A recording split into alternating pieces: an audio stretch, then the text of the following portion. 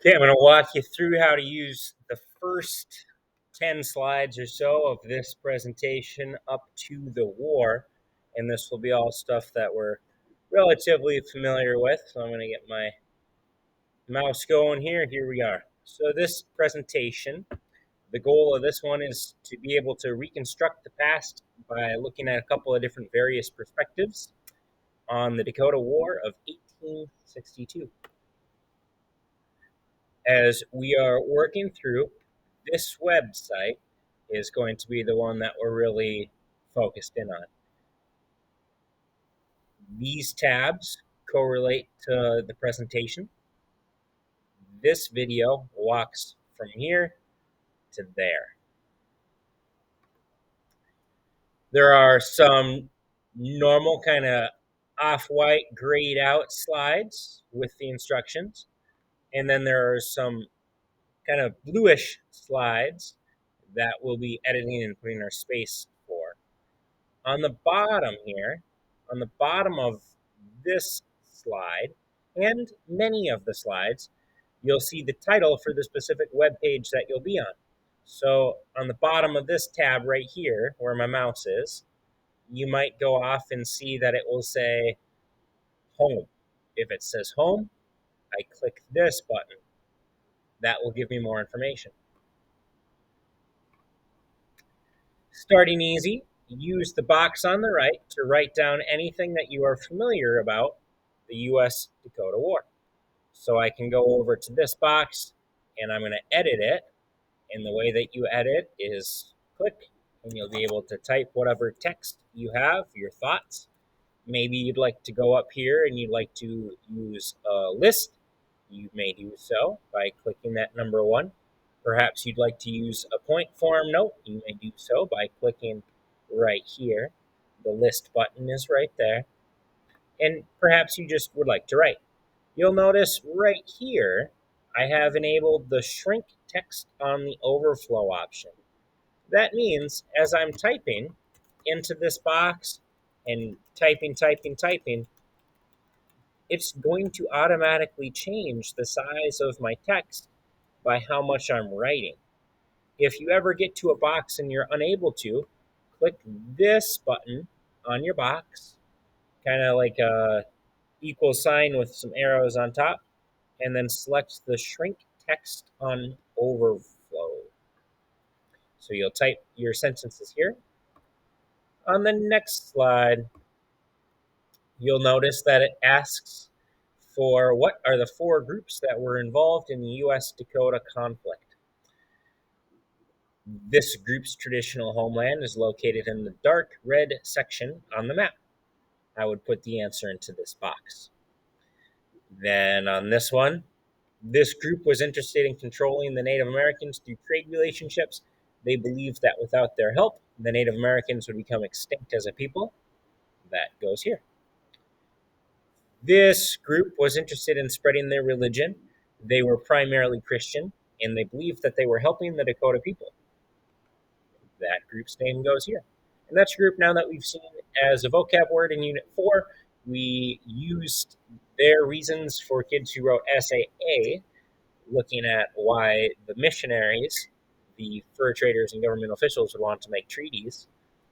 In the last box, this group was more interested in getting more land to move westward, specifically for farming and to build cities.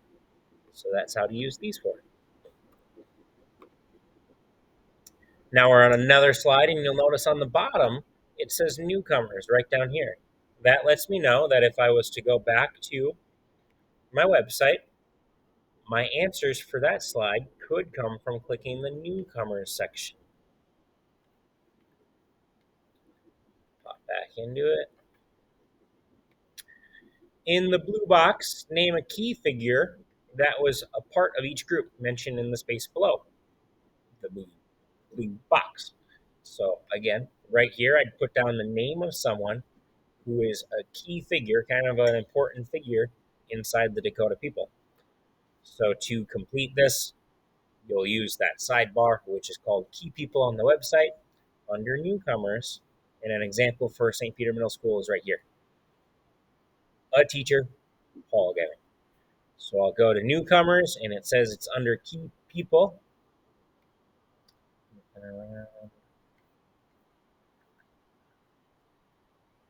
Newcomers, looking, searching through. That says related articles.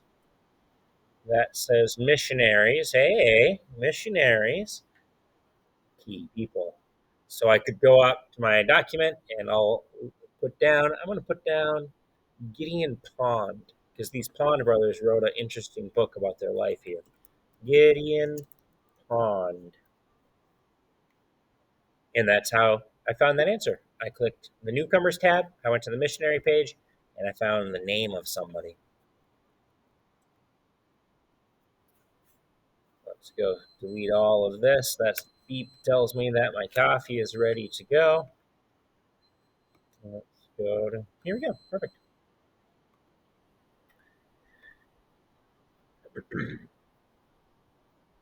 This box has two colors, lets me know the gray is some text for me, and the blue is where my response goes.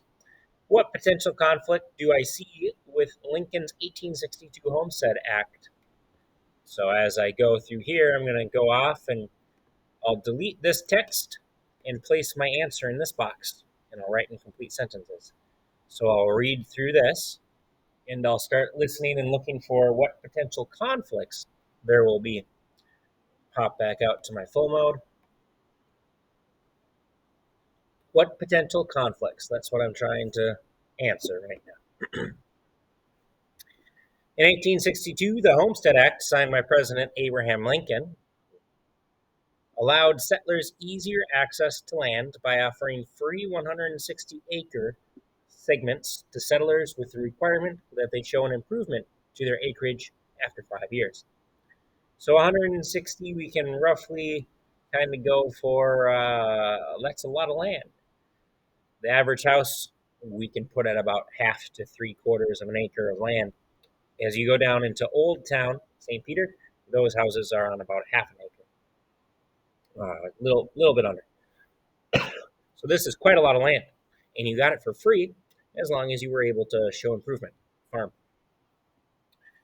Western gold rushes, the Civil War of 1861 to 1865, and the completion of the Transcontinental Railroad, which was done in 1869, dramatically propelled white expansion westward. With this Allotment Act of 1887, and that gave small parcels, small sections of tribally held lands to individual Indians while opening up reservations for white settlement, the land held by Indians shrunk. So what potential problems would I see in, go back. What potential problems would there be if I was looking at this Homestead Act?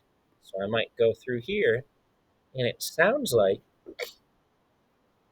this will really, a lot of people went west during the gold rush. And then if you had an easier way to go west with a railroad and easier transportation, maybe more people move west. And that's what this is telling me. So what conflicts might there be if we have a bunch of people who don't belong to a culture who are moving westward into land which is held by the Native Americans? How might they feel about it?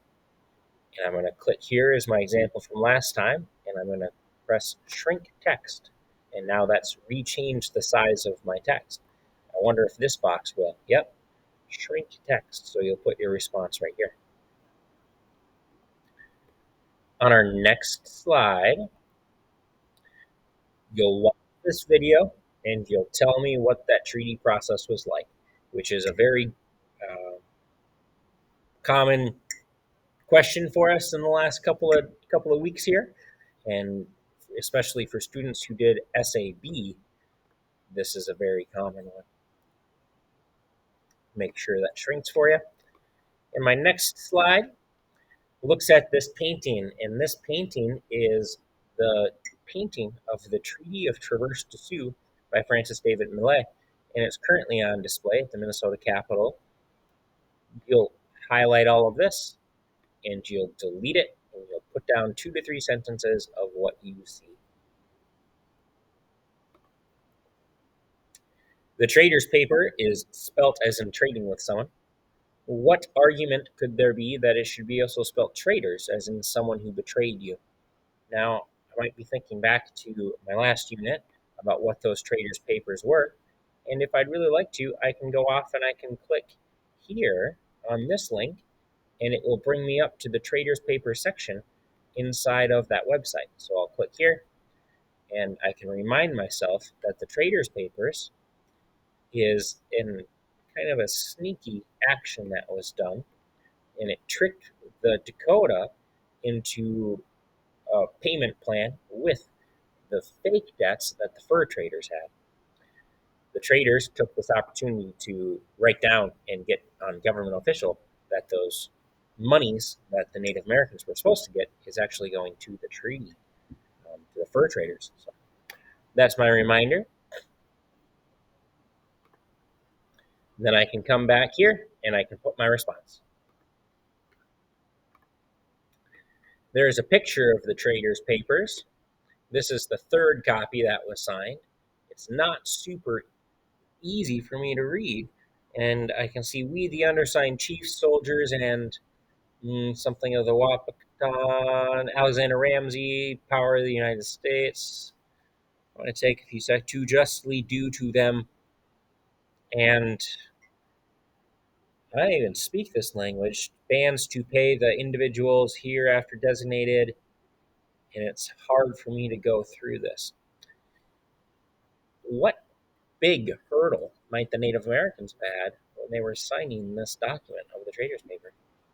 That answer goes here. And that's where the end of this video walkthrough will be.